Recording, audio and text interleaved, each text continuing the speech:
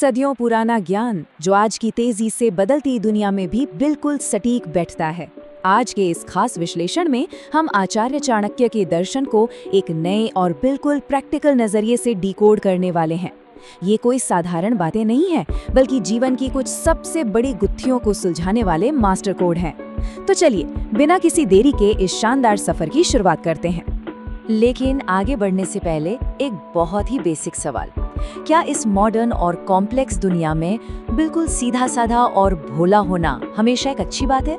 बचपन से ही सिखाया जाता है कि सीधे बनो, भोले बनो, पर अगर हम थोड़ा रियलिटी चेक करें तो क्या ये अंधा भोलापन सच में हमारा फायदा कर रहा है या नुकसान? इसी सवाल का जवाब ढूंढने के लिए हम बढ़ते हैं अपने पहले हिस्से की तरफ, सीधे पेड़ और समझदारी।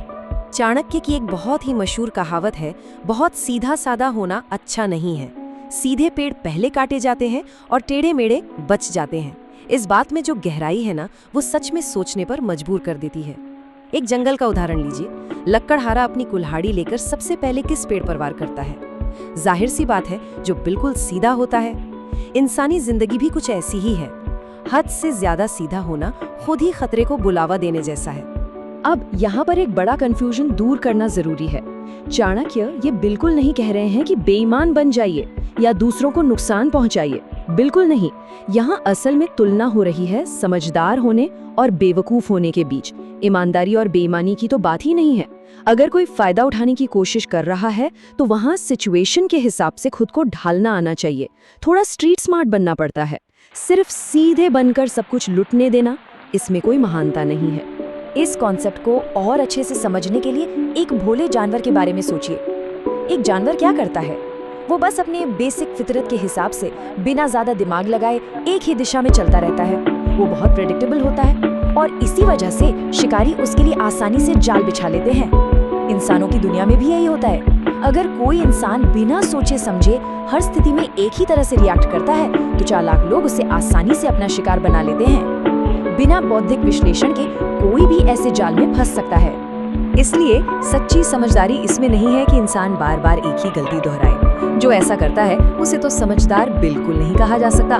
असली स्मार्टनेस इसमें है कि हम अपने आसपास के माहौल को ऑब्जर्व करें और दूसरों की गलतियों से भी सीखें।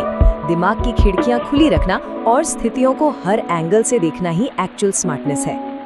अब आते हैं अपने दूसरे हिस्से पर, मनोवैज्ञानिक डर यानी साइकोलॉजिकल फियर पर हमला। बाहर की दुनिया से तो निपट लिया, लेकिन अंदर जो चल रहा है उसका क्या? यहाँ चाणक्य का एक और बहुत ही पावरफुल कोट है, डर को करीब न आने दें। अगर ये करीब आए तो इस पर हमला कर दें। सुनने में काफी अग्रेसिव लगता है ना, पर आखिर यहाँ किस डर की बात हो रही है? क्या सभी तरह के डर बुरे होते हैं? इस डर पर हमला करने से पहले इसका असली मतलब समझना बहुत जरूरी है। देखिए, डर आमतौर पर दो तरह के होते हैं। एक है वास्तविकता पर आधारित डर, जैसे किसी 10वीं मंजिल की बालकनी के किनारे खड़े होने पर लगने वाला डर। ये फिजिकल डर होना बहुत जरूरी है, यही तो हमारी जान बचाता है। लेकिन दूसरा है काल्पनिक मनोवैज्ञानिक डर।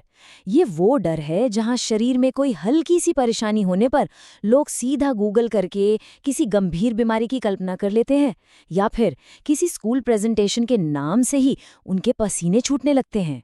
ये जो मनोवैज्ञानिक डर है ना, इसका वास्तविकता से कोई लेना देना नहीं होता। अगर प्रेजेंटेशन में थोड़ी सी गलती हो भी गई तो कोई जान से तो नहीं मारने वाला।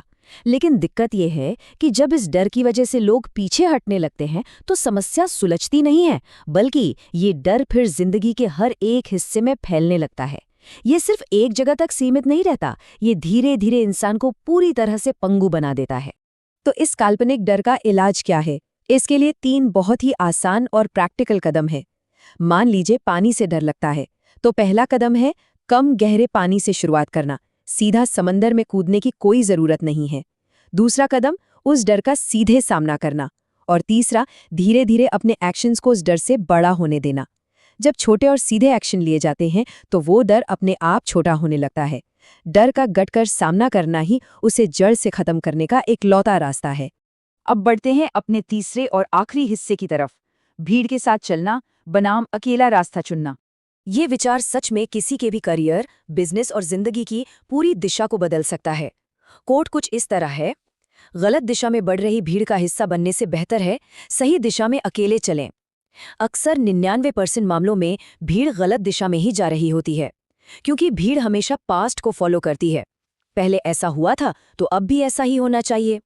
लेकिन भीड़ के साथ आंख मूंद कर चलने से सिर्फ एक साधारण जीवन ही मिल पाता है। अब इस स्लाइड का जो मुख्य पॉइंट है वो वाकई इंटरेस्टिंग है। अगर इसके अर्थशास्त्र को समझे तो ये गलत दिशा आखिर है क्या? सिंपल शब्दों में, वो दिशा जहां डिमांड कम है और काम करने वालों की सप्लाई बहुत ज्यादा है। नतीजा, भयंकर प्रतिस्पर्धा या कंपटीशन। जहां इतना कंपटीशन होगा वहां इंसान को मिलने वाला रिटर्न या मुनाफा बहुत कम हो जाएगा। और हैरानी की बात यह है कि भीड़ हमेशा इसी हाई कंपटीशन वाले रास्ते पर ही चलती है। इसके बिल्कुल विपरीत है सही दिशा। ये वो दिशा है जहां डिमांड बहुत अधिक है, लेकिन उस काम को करने वाले या उस यूनिक स्किल को जानने वालों की सप्लाई बहुत कम है। शुरुआत में ये सही रास्ता भीड़ को गलत लग सकता है, लेकिन 10 या 20 साल बाद समझ आता है कि फ्यूचर तो दरअसल यही था। जो लोग भीड़ से अलग कुछ करने की हिम्मत दिखाते हैं और इस भविष्य पर केंद्रित दिशा को चुनते हैं, उन्हें सबसे बड़ा इनाम मिलता है, क्योंकि वहां कोई कंपटीशन होता ही नहीं है। तो अंततः बात यहां आकर रुकती है कि ये एक ट्रेड ऑफ की तरह है। भीड़ के साथ चलने में एक झूठी सुरक्षा महसूस होती है, एक आराम होता है, लेकिन व्यक्ति को भीड़ की चाल के हिसाब से ही चलना पड़ता है। वहां इंसान अपनी गति खुद तय नहीं कर सकता। लेकिन जब कोई अकेला चलता है तो दिशा भी अपनी होती है और चाल भी। अकेले चलने में कोई सीमा नहीं होती, वहां असीमित विकास और अपनी पूरी क्षमता तक पहुंचने की आज़ादी होती है। और अंत में ये विश्लेषण इसी वैचारिक प्रश्न के साथ संपन्न होता है, क्या चुनाव भीड़ के साथ मिलने वाली उस सीमित सुरक्षा का होगा या अकेले चलने पर मिलने वाले असीमित विकास का? ये एक ऐसा सवाल है जो आगे के रास्ते को लेकर गहरे आत्ममंथन की मांग करता है। इस पर थोड़ा रुककर सोचिएगा जरूर। आज के इस एक्सप्लेनर में शामिल होने के लिए बहुत बहुत धन्यवाद।